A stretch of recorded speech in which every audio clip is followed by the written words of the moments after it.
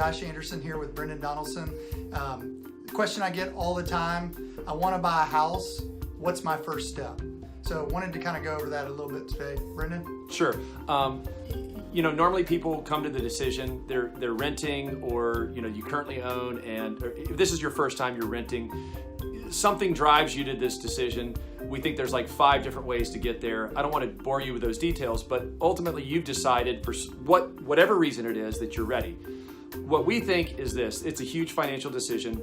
So a lot of times people don't have financial planners, they don't have CPAs, they don't really have somebody they consult with about their money.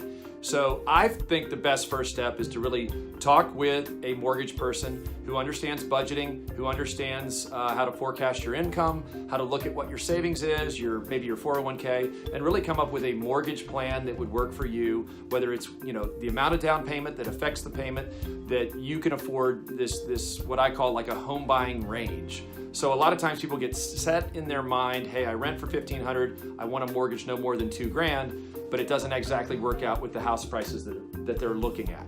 So to me, the best first step is to really sit down with someone who knows how to help you budget and plan and work up a good number for you.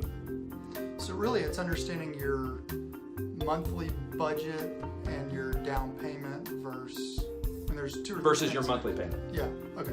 Awesome. If you guys have questions, certainly all my contact information is below. I can connect you with Brendan, or if you have questions for me, certainly do it.